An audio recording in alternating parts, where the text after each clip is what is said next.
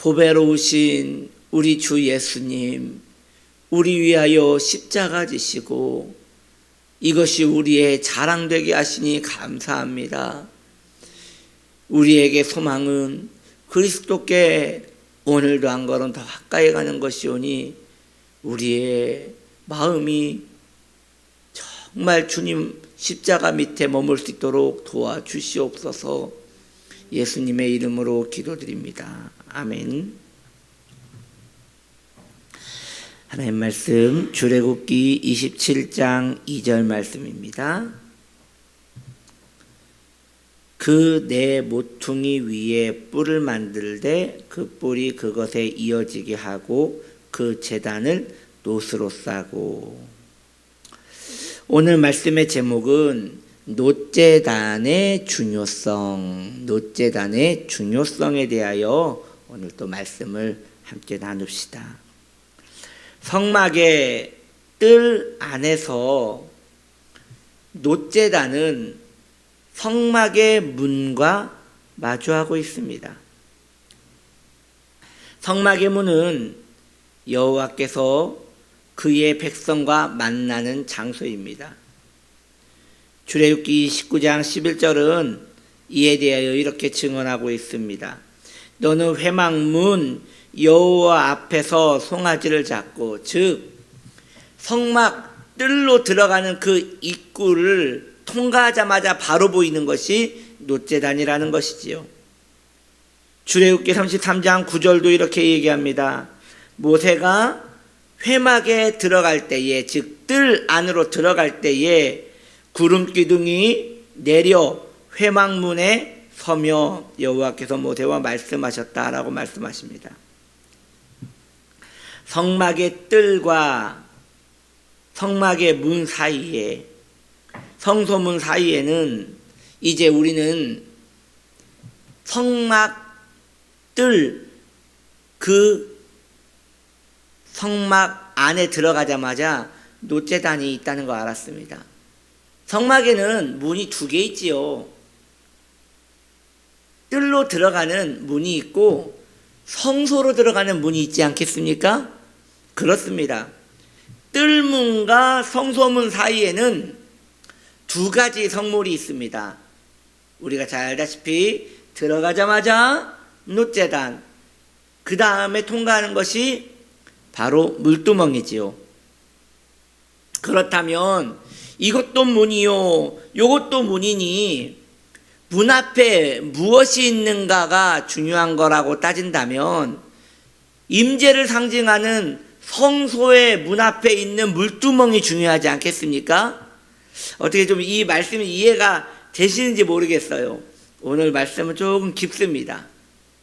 다시 여러분, 이 새벽에 졸리겠지만 잠깐 정신을 반짝 채우고 이 이야기를 들어보시기 바랍니다. 다시 말씀드릴게요. 자, 저와 함께 성막 뜰로 들어가야지요. 자, 성막 뜰로 들어갑니다. 아주 큰 문이지요. 성막의 문은 거의 3분의 1 정도 되는 큰 문입니다. 그 천으로 된 문으로 들어가면 거기에 바로 앞에 놋제단이 있다는 것이에요.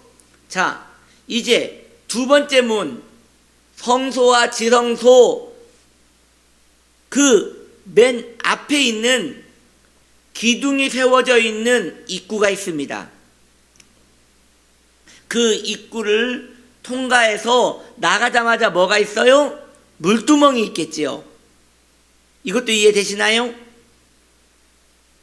성막 뜰에서 들어오면 번제단이 있고 성소에서 나가자마자 보이는 것은 물두멍이고, 즉 문 앞에 있는 것들은 다 중요한 것이라는 것이에요. 왜냐?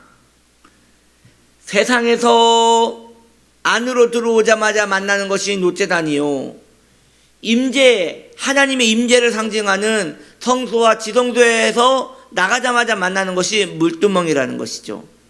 그런데 성경은 이 임재를 상징하는 성소와 지성소 그 문 앞에 있는 물두멍보다 그 뜰 문을 통과하자마자 있는 이 놋제단을 더 중요하고 강조하고 있습니다.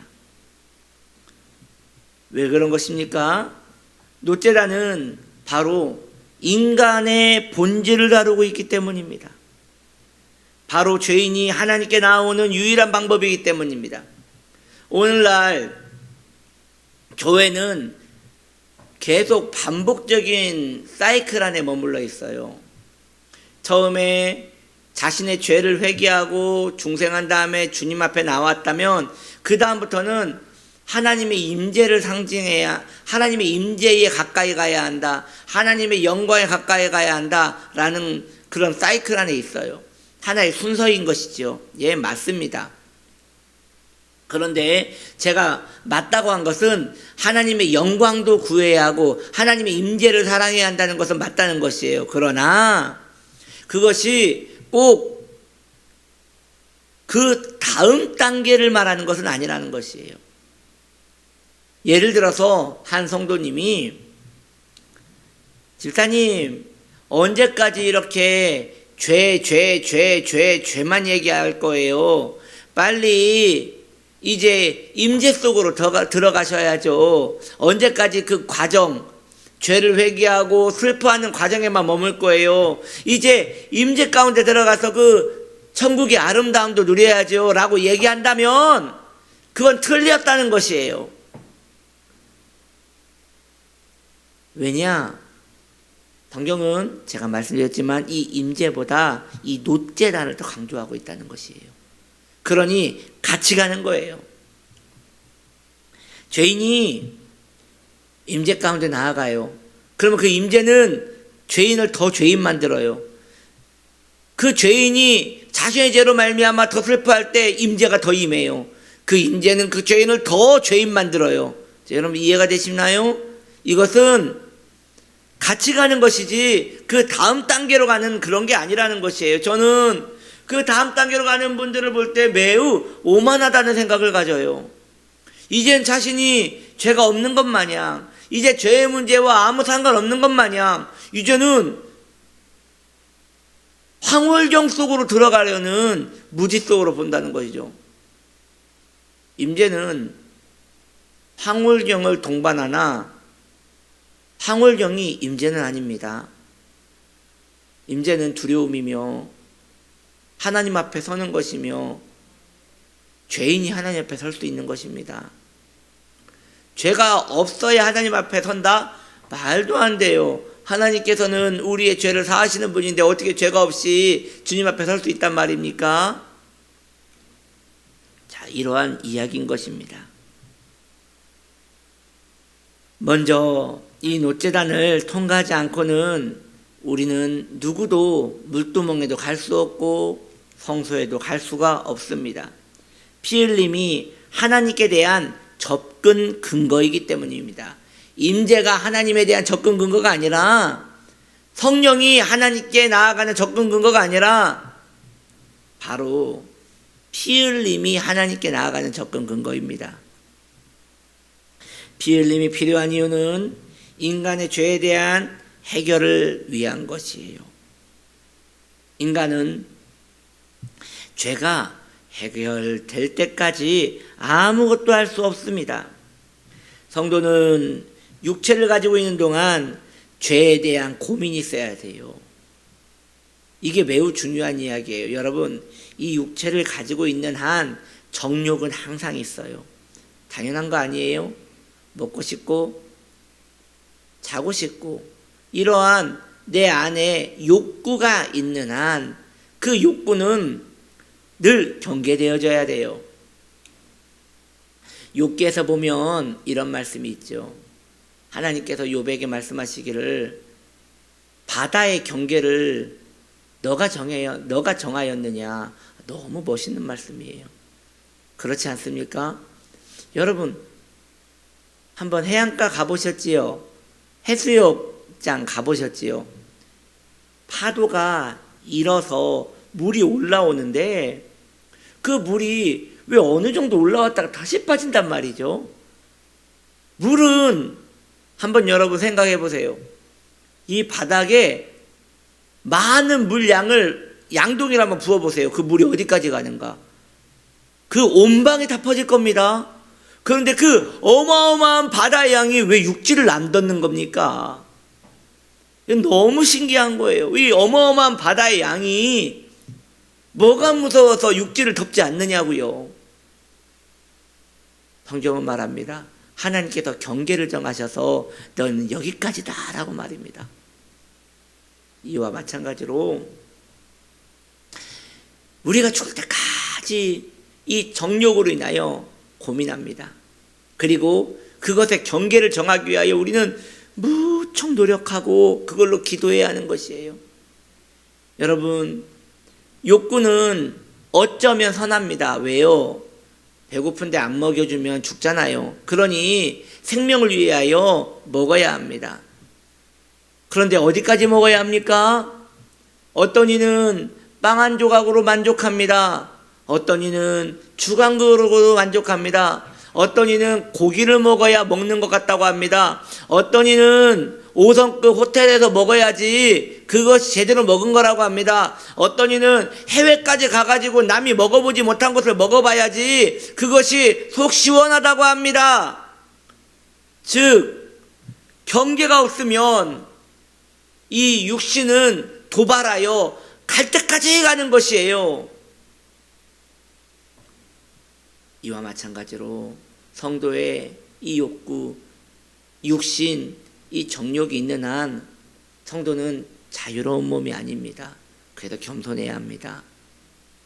늘 죄와 가까이 붙어있는 우리의 모습인 것입니다. 어쩌면 죄와도 붙어있지만 죄는 계속 사함 받는다고 합니다. 그렇다면 엄밀히 말하면 이 죄의 가능성과 우리는 늘 붙어 있는 것이고 그로 말미암아 우리는 늘 고통 속에 살고 있다는 것이지요.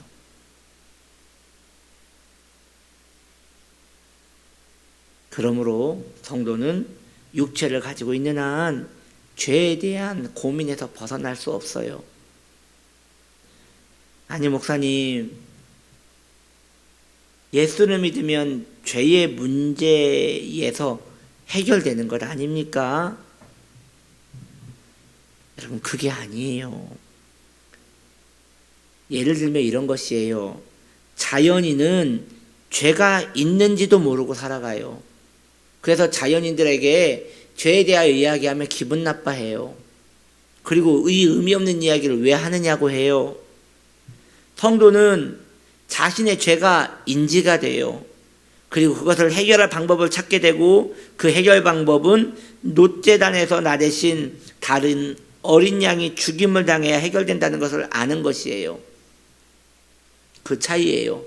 자연인들은 자신 안에 있는 죄에 대하여 아무런 감흥이 없고 성도는 그 죄에 대하여 쩔쩔매는 것이에요. 이게 복인 거예요.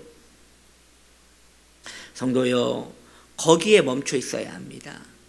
죄와의 그 관계 속에서 멈춰 있어야 합니다. 해결을 하려고도 하지도 마시고 절망도 하지 마시고 그 자리에 머물러 있으셔야 합니다. 여전히 죄인이지만 그것을 알게 해주시고 그것의 유일한 방법이신 하나님을 바라봐야 하는 것입니다. 이것이 죄에 대한 성도의 입장인 것이지요. 죄가 중요할수록 노제단은 더 중요하여집니다. 죄가 두려울수록 십자가에 못 박히신 예수 그리스도는 우리에게 더 중요하여집니다. 그러니 지금 우리에게 십자가가 중요하지 않다는 것은 내 안에 언제부턴가 죄의 경계가 무너졌다는 것이고 죄가 두려워지지 않았다는 것이고 우리가 지금 자연인의 삶으로 돌아가고 있다는 것이 아닌가라는 것이지요. 그러므로 여러분이요, 바울은 이렇게 말합니다. 죄가 많은 곳에 은혜가 더하도다. 이건 너무나 신비로운 말씀입니다. 이 말씀을 오늘 여러분에게 적용하여 죄가 많은 곳에 은혜가 많도다. 여러분, 자, 우리 따지고 봅시다. 바울이 죄가 많겠어요? 우리가 죄가 많겠어요? 말해 뭐예요? 말해 뭐예요? 그런데 그 거룩한 하나님의 사람 사도 바울께서 죄가 많을수록 은혜가 도와도다 그렇게 이야기한 것은 이제 죄 마음대로 짓자 그런 이야기겠어요? 아닌 거예요. 자신 안에 있는 죄를 그만큼 인지하는 것이 복되다는 것이에요. 그러기에 그 인지가 되기에 십자가가 더 가까워지는 것, 십자가로 더 가까이 갑시다. 할렐루야.